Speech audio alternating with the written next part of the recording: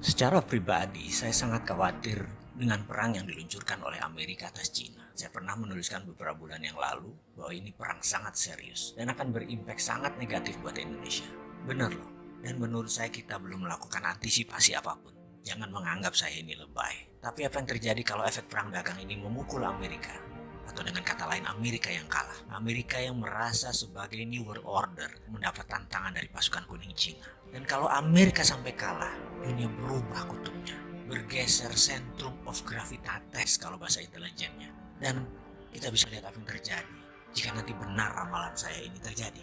Kita semua tahu menjadi penguasa dunia itu sangat menguntungkan, baik secara ekonomi, apalagi secara politik. Amerika sudah menikmati 70 tahun hingga saat ini, dan sekarang mendapat tantangan dari negara Cina. Mungkin saat ini kekuasaan Amerika tinggal 50% pengaruhnya terhadap dunia. Ada yang menganalisa mungkin lebih kecil, alias Amerika jadi negara sunset, dan Amerika tahu itu.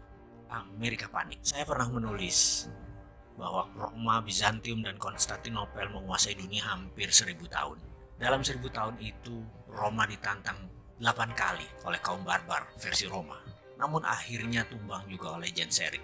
Ini tidak usah saya ceritakan kali ini, tapi saya tulis lengkap di buku hitam. Jangan pernah berkata saya tidak pernah memperingati Anda. Kita balik ke cerita tentang Amerika dan perang dagang dengan Cina. Sekarang belum 100 tahun Amerika sudah mendapatkan tantangan super hebat yang Amerika tidak pernah bayangkan sebelumnya. Secara militer, mungkin Amerika masih mendominasi, namun secara teknologi, Cina sudah menyamai. Secara perdagangan, Cina sudah menguasai dunia. Secara logistik dan distribusi, Cina yang menang. Uang, Wall Street, Cina punya sendiri. Cina punya Hudsonian New Economic Model. Kalau sosial media atau informasi, apakah Amerika yang pemenangnya? Mungkin di dunia ya saat ini.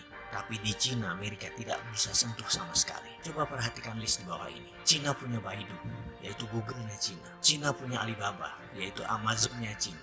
Cina punya Didi Sucing, Uber-nya Cina. Weibo adalah Twitter-nya Cina. Renren adalah Facebook-nya Cina.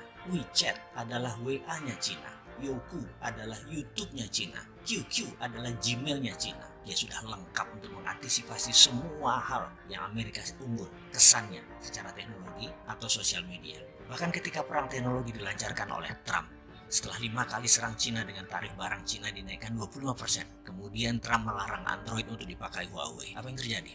Ternyata Huawei sudah punya platform OS sendiri yang bernama Hongmeng OS, sehingga tidak terlalu berpengaruh. Amerika kecele berat di situ. Huawei chipnya ternyata 50% sudah buatan sendiri. Dan 5G tidak pakai platform ZTE yang Amerika punya.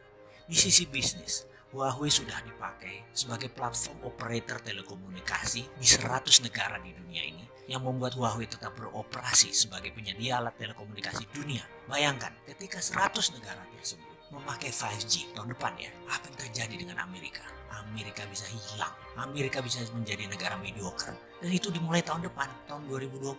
Prediksi saya, yang mudah-mudahan kali ini salah, Amerika akan mengalami inflasi besar di tahun 2020.